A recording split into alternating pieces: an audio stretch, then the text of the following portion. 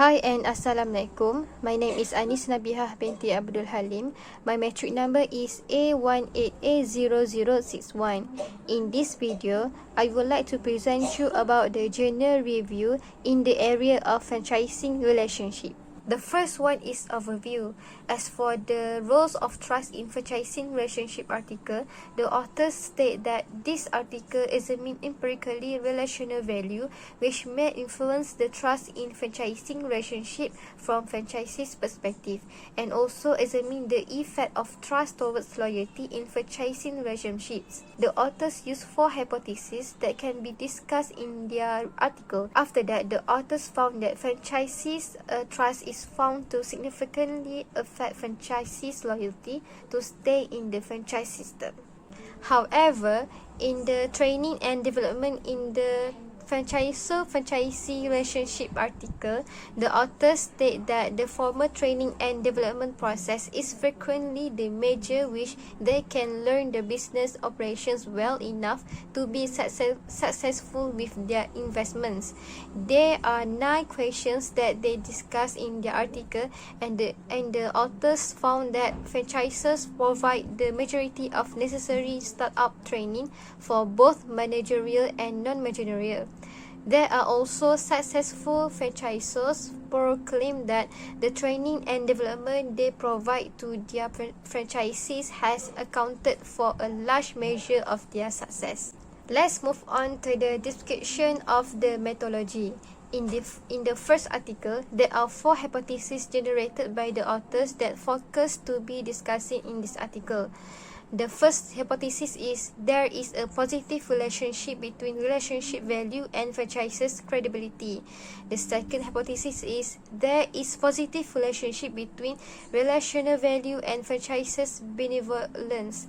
The third hypothesis is there is a positive relationship between franchise's credibility and loyalty, and the last hypothesis is there is a positive relationship between franchise's benevolence and loyalty. In this article, the respondents are franchisees who operated franchise business in Malaysia. A total of 400 questionnaires were distributed and 133 questionnaires were successfully returned. The usable response rate was 32%, comprising 128 usable responses from a total 400 questionnaires sent to franchisees. The relationship value is measured by seed item scales, trust was measured by seed items, commitment was measured by 7 items, and franchisee loyalty was measured by 2 items. Other than that, the path analysis was used to verify all hypotheses generated in this article. The PLS software generates estimates of standardized regression coefficients which refer to beta values for model path. The authors use 5,000 resampling procedures for business-to-business contacts. However, in the second article, the authors came out with 9 questions that focus to be discussion in this article. But in this video, I would like to take only 4 questions to present. For question number 1, what type of training and development is being provided to franchisees? The second question is a training needs assessment being conducted? The third question is who develops the training content? And the last question is the content tailored to individual franchise needs? In this article, 32 items questionnaires was designed to obtain frequency data on the questions of interest. The questionnaires was mailed to the home office of 400 US-based franchisors selected from the complete membership list of a national franchisor organization. A 23% response rate was obtained. In this article, the authors found that the franchisors provide the majority of necessary startup training for franchise employees.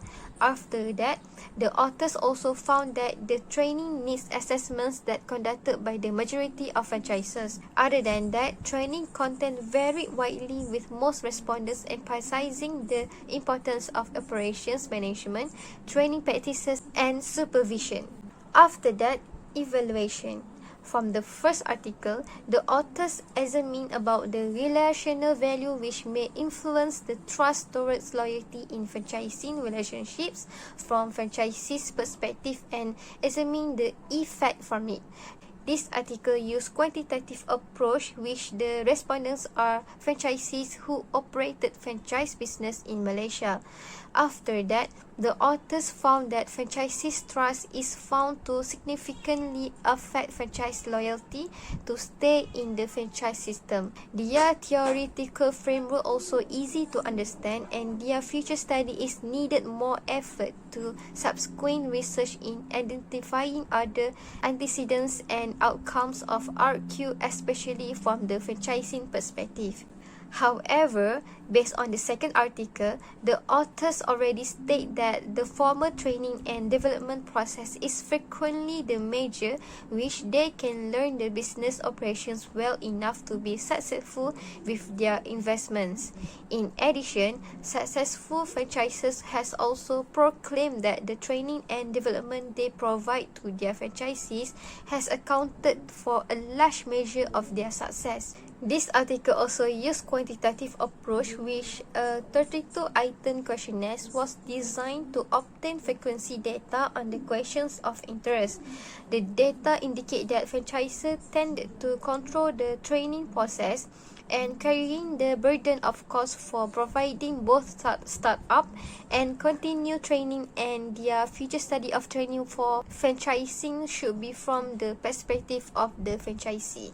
Last but not least is discussion of implications. According to the first article, the positive relationship between relationship value and trust indicates that franchisees really recognize all valuable benefits received from the franchisor.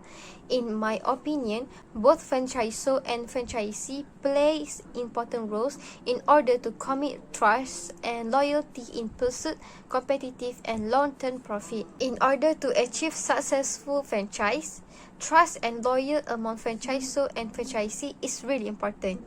Other than that, according to the second article, the use of training methods conducive to this situation was minimal. In my opinion, franchisors need to be more active in providing training methods. For example, video, interactive video, and computer-assisted. This kind of methods really useful in order to improve franchising relationship. That's all from me. Thank you for your time for listening to this video.